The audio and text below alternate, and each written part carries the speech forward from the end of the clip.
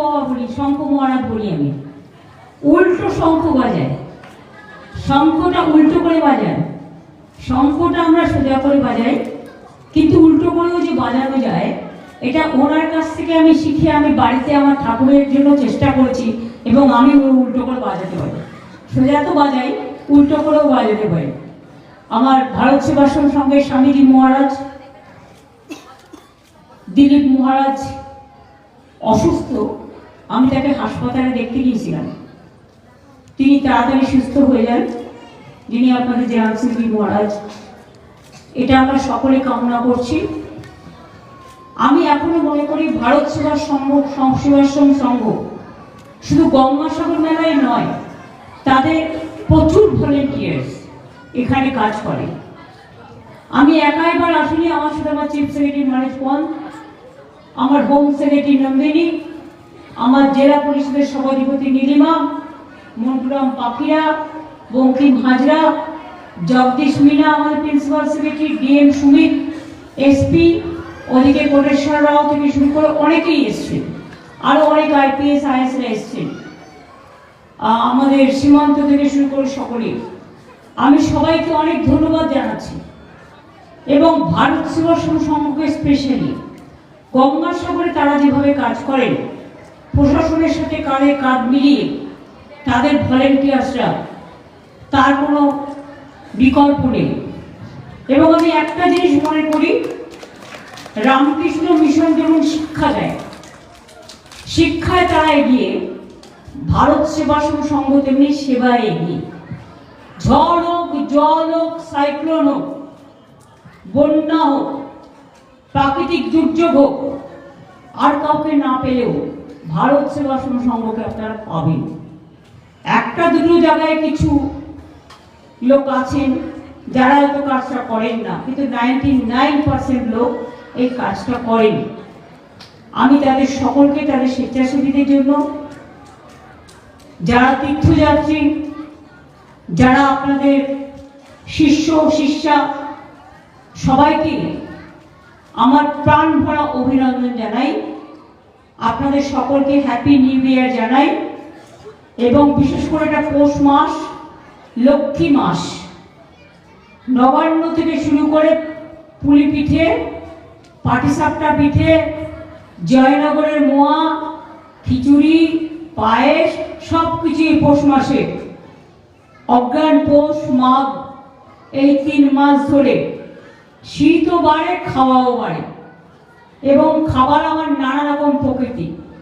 এই সময় ফসল ওঠে, টাটকা ফসল, আর মাছ তো আপনারা নদীর ধারের লোক, সুতরাং মোহনায় গেলেই অনেক মাছ পাওয়া যায়। এবং আমিও যখন মোহনায় যাই, আমিও কিন্তু মাছ কিনি, তার কারণ মোহনায় গেলে টাটকা মাছটা পাওয়া যায়। এবং আপনারা ভালো থাকুন, এটা আমি চাই। গঙ্গাসাগরে মনে রাখবেন, টোটালটাই আমরা রাজ্য সরকার থেকে পরিখরচা করি, যা যা করা সবটাই। এত লোক আসে যায়,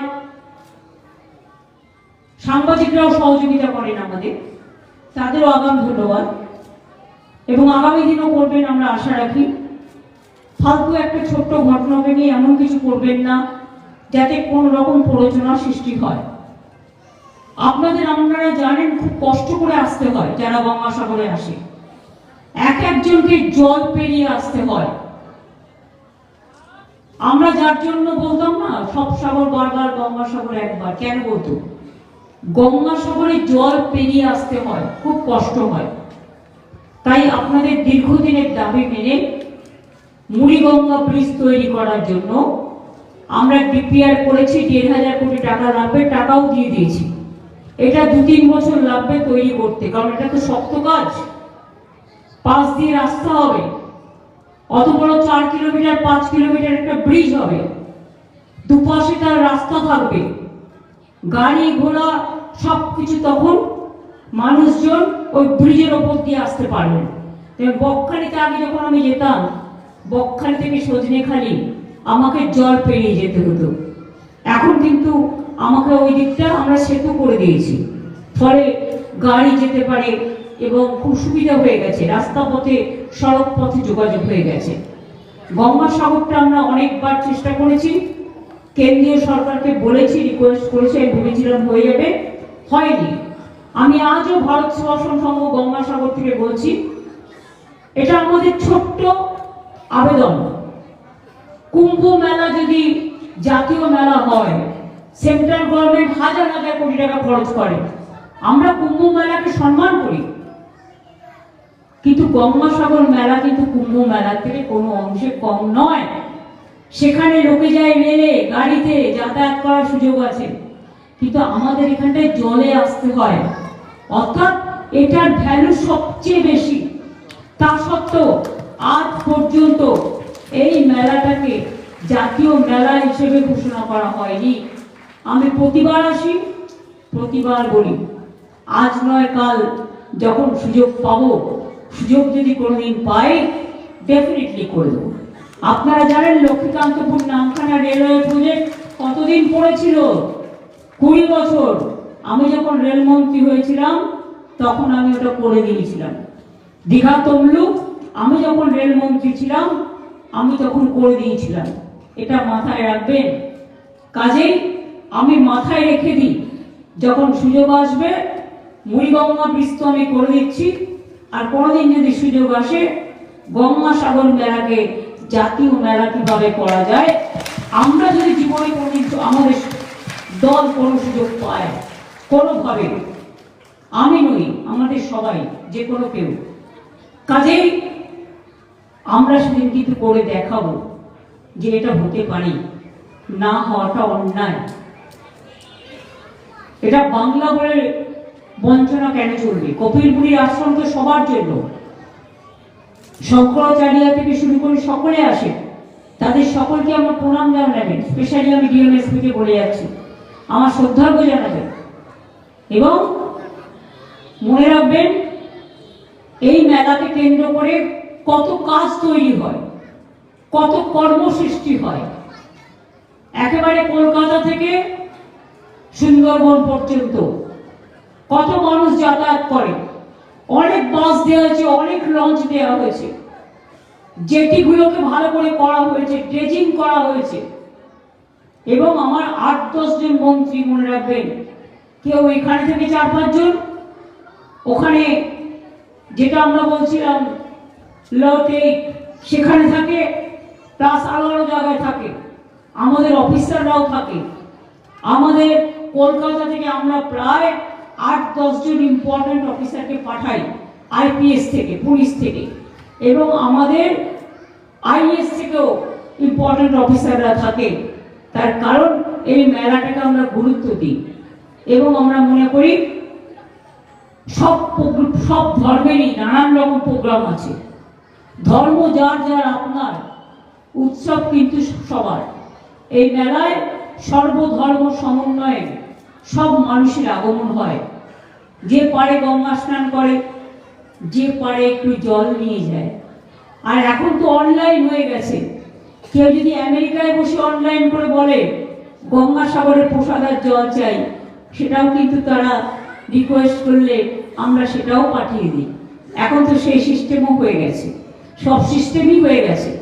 শুধু মুড়িগঙ্গা ব্রিজটা হয়ে গেল, আর গঙ্গাসাগরটাকে জাতীয় মেলা ডিক্লেয়ার করতে হবে।